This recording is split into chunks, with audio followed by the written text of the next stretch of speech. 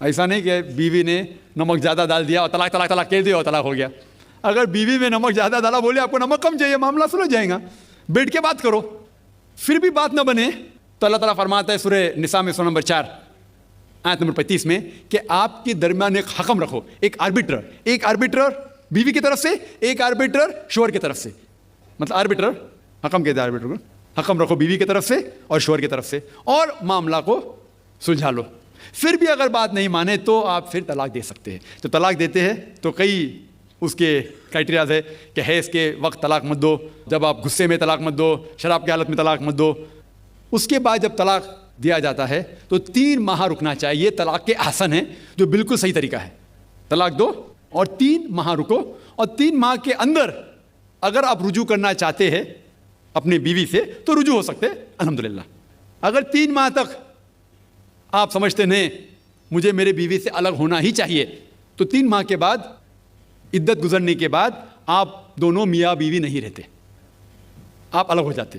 لیکن اس کے بعد اکثر مسلمان بھی نہیں جانتے یہ قرآن کی آیت کیا ہے. قرآن شریف میں لکھا ہوا ہے سورہ بقرہ میں سورہ نمبر 2 آیت نمبر 232 میں کہ اگر وہ شخص اپنی پرانی بیوی سے پھر سے شادی کرنا چاہتا ہے تو مت روکیے. تو اگر طلاق ہو چکا ہے صحیح طریقے سے, طلاق کے احسن کے طریقے سے, اور 3 ماہ ہو گئے, عدت گزر گئی, 6 مہینے بعد اگر لگا بھائی جو میں نے کیا غلط کیا, میں پھر سے شادی کرنا چاہتا ہوں, تو وہ آدمی اپنی پرانی بیوی سے پھر سے نکاح کر سکتا ہے. لیکن نیا نکاح نیا مہر, نیا نکاح نیا مہر, جو کئی مسلمان نہیں جانتے. افسوس کی بات ہے کہ ہم مسلمان قرآن کو ترجمے کے ساتھ پڑھے ہی نہیں, صحیح حدیث کو ترجمے کے ساتھ پڑھے ہی نہیں. اگر ہم قرآن شریف کو صحیح طریقے سے پڑھیں گے اور صحیح حدیث پہ عمل کریں گے تو یہ جو غلط فہمیاں ہیں دور ہوئیں گی. اور پھر سے اگر شادی ہوئی, پھر سے آپ ساتھ میں رہ سکتے, پھر سے پرابلم ہوا تو پھر طلاق دو, پھر 3 ماہ رکو, پھر سے الگ ہو جاؤ, پھر سے آپ چاہتے پھر سے شادی کر سکتے. 3 بار جائز ہے, تیسری بار آخری بار ہے, اس کے بعد آپ پھر سے شادی نہیں کر سکتے جب تک وہ دوسری کسی سے شادی نہیں کرے.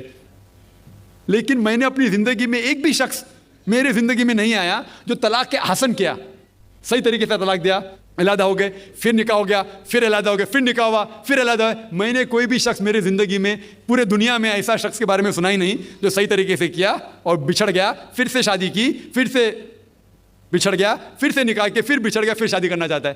اگر آپ صحیح طریقے سے قرآن کے اوپر عمل کریں گے تو یہ نوبت آئیں گی نہیں.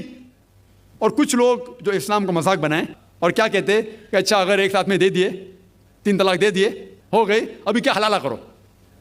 قرآن کہتا ہے 3 طلاق ایک ساتھ میں بھی دیں گے تو ایک ہی ہوتی ہے. محمد صلی اللہ علیہ وسلم کے وقت میں 3 بھی ایک ساتھ میں دینا ایک ہی ہوتا تھا.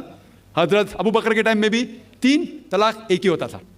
حضرت عمر کے دور میں لوگ جو کہتے 3 طلاق 3 ہوتی ہے, کئی علماء کہتے ہیں کہ ان نے یہ اپنے فتوے پہ رجوع کیے اور انہیں افسوس تھا کہ یہ فتویٰ انہیں دیے, اور کئی لوگ کہتے نہیں ان کا فتویٰ صحیح تھا. اس میں امت کا اختلاف ہے.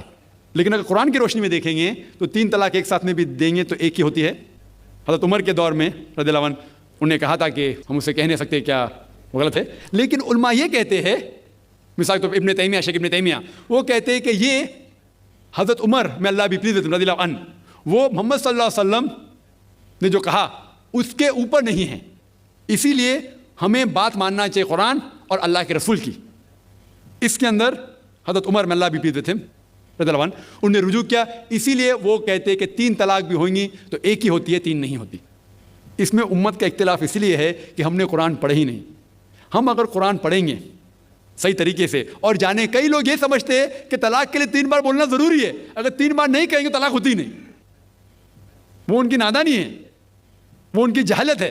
تو ہمیں کیا کرنا چاہیے, یہ میڈیا اچھال رہی ہے, ہم مسلمانوں کو یہ طلاق کا طریقہ جو صحیح طریقہ ہے طلاق کے حسن, اس کو عام کرنا چاہیے, اور یہ کہنا چاہیے کس بنیاد پہ طلاق دی جا سکتی ہے, کب دی جا سکتی ہے, کیسے موقع پہ دی جا سکتی ہے, دینا چاہیے کہ نہیں. تو یہ سب اگر ہم مسلمان عام کریں گے تو انشاءاللہ یہ اختلاف جو امت میں ہے وہ نہیں رہیں گا, اور میڈیا اسے اچھال رہی ہے.